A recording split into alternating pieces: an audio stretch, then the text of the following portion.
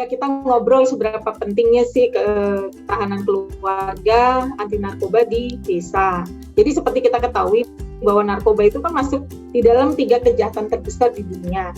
Dan desa menjadi wilayah dalam upaya pencegahan dini bahaya penyalahgunaan narkoba. Nah, sekarang bagaimana pelaksanaan desa bersinar di wilayah Bapak Ibu? Nah, saya mau dengar nih, karena kan saya dari pusat. Nah, sekarang saya ingin melihat mendengar langsung dari teman-teman yang ada di wilayah. Pak Satria deh, gimana? Baik, iya Bu, kalau di Tegal sih alhamdulillah program ketahanan keluarga dirasa cukup baik, dalam artian penting sekali buat kita, buat masyarakat Kota Tegal, karena memang berdasarkan materi-materi yang ada di program ketahanan keluarga itu sangat bagus sekali, bukan hanya sebenarnya diterapkan oleh BNN saja sih kalau menurut saya. Jadi bisa juga kita bergandengan tangan dengan dinas lain dalam hal ini yang mungkin berkaitan, ada dinas anak dan perempuan, kemudian dinas TPP, PA, ataupun dinas dan keluarga berencana. Itu kayaknya bagus sekali sih programnya.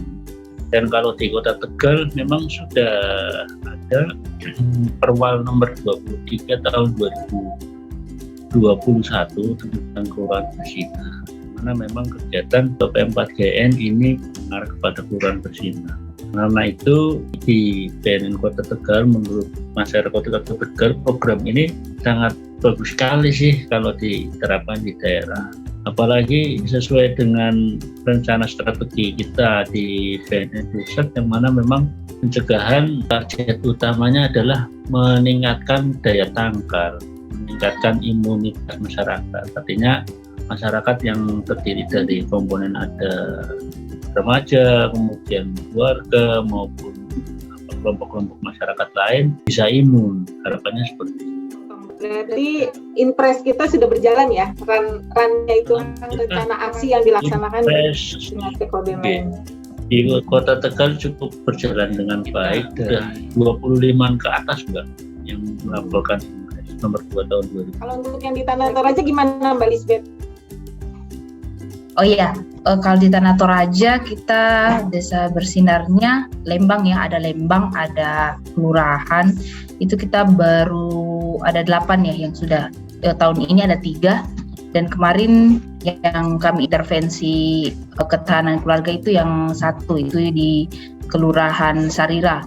Nah itu terakhir kan katanya kan kalau sudah dia desa bersinar harus ada intervensi ketahanan keluarga ya, terakhirnya itu. Nah jadi tahun ini kita intervensi ketahanan keluarganya di Kelurahan Sarira, tapi sudah ada 3 kelurahan yang dibentuk tahun ini, yaitu Kelurahan Bombongan, Kelurahan Batupapan, sama Kelurahan Tambunan. Nah kemarin itu yang 3 kelurahan tahun ini itu desa bersinarnya kita sudah laksanakan untuk remaja teman sebaya, seperti itu. Kemarin kegiatannya di Kelurahan Sarira untuk ketahanan keluarga sih antusias.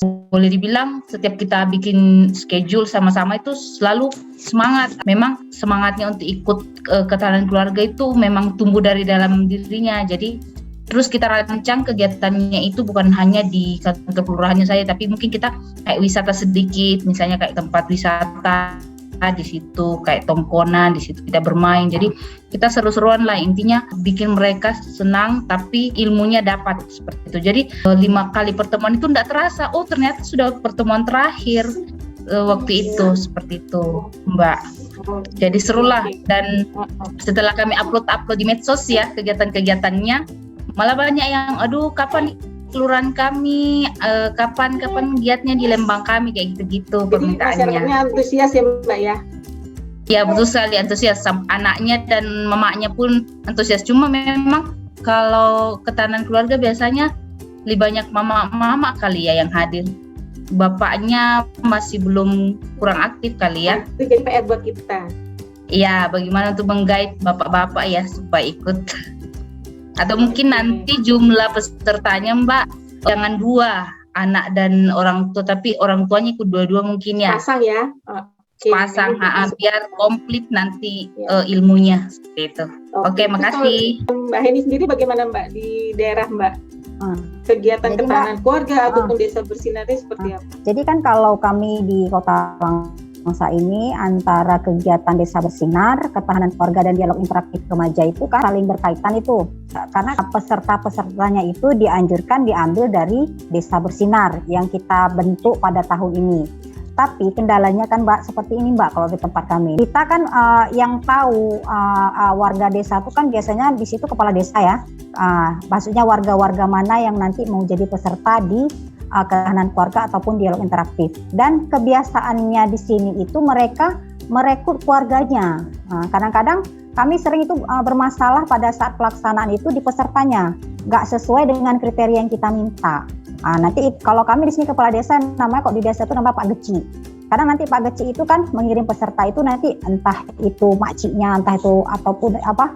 Istilahnya kalau misalnya di daerah itu bibinya ataupun nanti ada saudaranya, pokoknya di sekitar lingkungan keluarga dia, sementara itu nggak kompeten. Itu kadang-kadang harus kami ulang lagi, harus kami keluarkan lagi karena pesertanya itu tidak sesuai dengan kriteria yang kami mau. Kemudian kendalanya juga, misalnya gini, tahun ini desa bersinarnya itu ada 5. Contoh misalnya Alur 2, Gedubang Jawa, Gedubang Aceh, Lengkong, satu lagi Sidorejo. Nah, pada tahun ini mereka tuh menganggarkan Mbak untuk dana BP4GN. Tapi setelah bukan desa mereka lagi yang kita prioritaskan menjadi desa bersinar, itu nanti mereka kadang-kadang tidak lagi membuat program P4GN. Nanti harus kita maksudnya harus setiap hari itu kita istilahnya kita ingatkan lagi. Kebiasaannya seperti itu. Malah untuk dana P4GN sendiri kami sudah bekerja sama dengan pihak DPMG itu untuk mengalokasikan dana kegiatan P4GN itu seberapa bisanya. Kemarin itu disetujui oleh wali kota di tahun 2021 itu 5 juta per desa untuk kegiatan anggaran P4GN. Semua desa wajib menganggarkannya. Dan di situ juga kecewanya kami ternyata dipergunakan ke pihak lain itu bukan untuk kegiatan P4GN di desa, tapi diambil mungkin untuk kegiatan bintek atau apa. Sementara harapan kami itu dengan dana 5 juta itu mereka bisa menciptakan sendiri kegiatan yang berkaitan dengan P4GN. Kadang-kadang ada pihak-pihak yang sudah kita bekerja keras menghubungi pihak DPMG, wali kotanya agar ada dimasukkan dana P4GN di setiap dana desa itu, tapi begitu dananya itu keluar, ternyata pihak lain yang mempergunakan dana itu bukan untuk desanya, tapi untuk kegiatan lain.